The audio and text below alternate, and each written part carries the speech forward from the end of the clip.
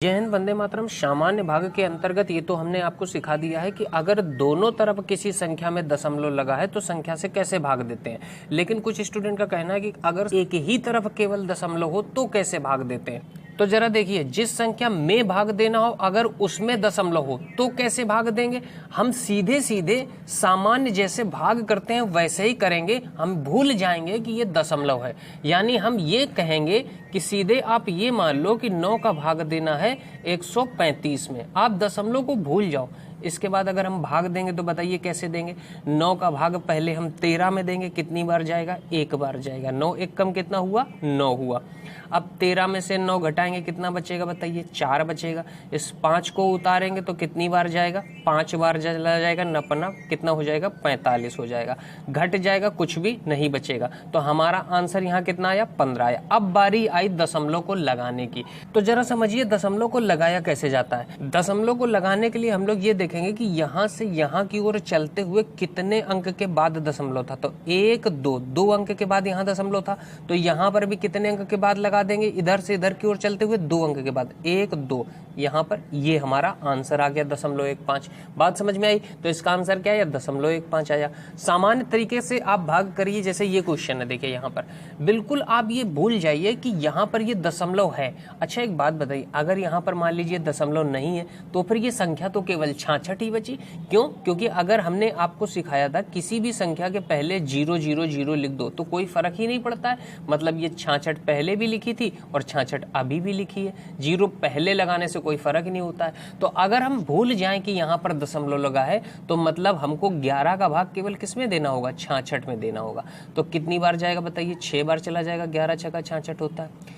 ये हमारा आंसर आ गया 6। लेकिन ये हमारा आंसर नहीं है। अभी हमको क्या करना है, दशमलव लगाना है। और दशमलव कैसे लगाते हैं, इधर से इधर की ओर चलते हुए कितने अंक के बाद दशमलव है, 1 2 3 4 5 6।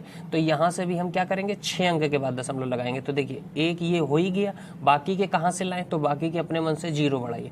एक ये हो गया, 2 3 4 5 6, यहाँ पर दशमलव लगेगा। तो ये हमारा आंसर आया। बात समझ में आ गई। यहाँ पर देखिए उस संख्या में दशमलव लगा है जिस संख्या से हमको भाग देना है, इसमें नहीं है दशमलव। तो ऐसे क्वेश्चन को कैसे करते हैं, पहले तो एक बात बहुत इंपॉर्टेंट है, हमेशा ध्यान रखिएगा कि हम जिस संख्या से भी भाग दें उसमें दशमलव होना ही नहीं चाहिए। क्यों? क्योंकि हमने तो पहाड़ा हमेशा 2 3 4 5 6 ऐसे पढ़े हैं। हमको क्या कभी दशमलव का पहाड़ा सुनाया गया? नहीं। दशमलव का पहाड़ा याद करने को कहा गया? नहीं। तो फिर क्या करना होगा, हमको कभी भी जिस संख्या से भाग देना हो उससे हमेशा दशमलव को हटाना होता है। दशमलव को हटाने के लिए हम देखेंगे कि दशमलव के बाद कितने अंक हैं। दशमलव के बाद देखिए 1 2 अंक है ना, 2 अंक है। तो बस आपको करना क्या है, जिस संख्या में भाग दे रहे हैं उसमें बस आप उतने ही 0 बढ़ा दीजिए। दशमलव के बाद जितने अंक हैं उतने 0 बढ़ा दीजिए, तो बस ये दशमलव हट जाएगा। अब यहाँ पर बताइए क्या भाग बचा। यहाँ पर 4 के पहले 0 है, कोई मतलब नहीं है, केवल ये संख्या क्या लिखी है, 4 लिखी है। 4 का भाग किस में देना है, 100 में देना है। ये है छोटा सा क्वेश्चन। तो 2 बार चला जाएगा, 4 दूना कितना हो जाएगा, 8। 10 में 8 जाएगा, 2 बचेगा, 0 उतार लेंगे। 5 बार चला जाएगा, 4 पंचे कितना हो जाएगा, 20। हमारा आंसर कितना आ गया, 25 आ गया।